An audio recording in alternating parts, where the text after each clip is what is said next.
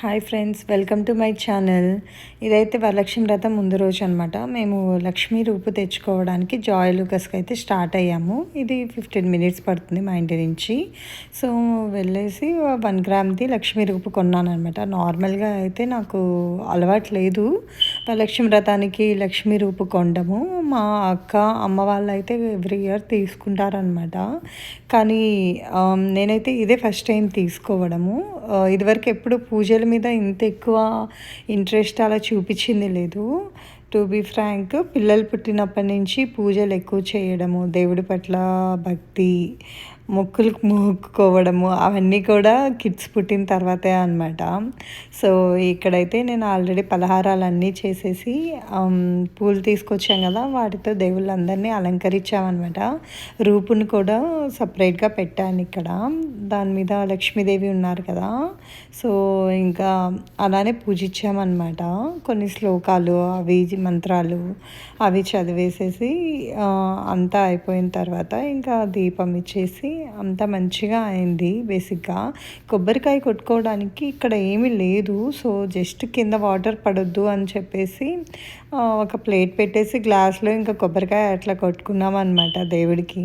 కొబ్బరికాయ అయితే మంచిగానే అయింది, కానీ ఎక్కువ డ్రై ఉండడం వల్ల మీరు చూసారు కదా, బ్యాక్ సైడ్ మొత్తం వచ్చేసింది అనమాట. మేబీ అక్కడ కొబ్బరికాయలన్నీ అలానే ఉన్నాయి, అంత ఫ్రెష్గా లేవు మన ఇండియాలో ఉన్నట్లు. ఇంకా సో పలహారాలు చేసేటప్పుడు ఒకటి ఫెయిల్ అయిందనమాట. బూరెలు ఫెయిల్ అయ్యాయి బేసిక్గా. సో ఆ మిస్టేక్ అయితే ఎక్కువ వాటర్ వేసి చేశాను. దాని గురించి ఒక షార్ట్ రీల్ కూడా పెట్టాను, ఒకసారి చెక్ చేయండి. ఇక్కడ ఇషాన్ బాబు పెద్ద బాబు స్కూల్కి వెళ్ళాడనమాట. ఇవనైతే అల్లరి చేస్తుండే, అందుకే చైర్లో పెట్టి లాక్ చేసాము.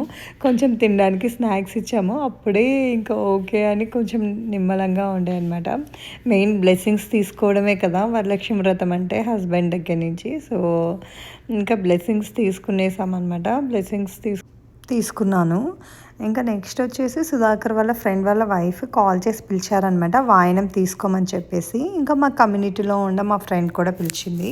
సో ఇంకా దీని తర్వాత అయితే మా ఫ్రెండ్ దగ్గరికి వెళ్ళేసి వాయనం తీసుకొని రావాలని ప్లాన్ అనమాట.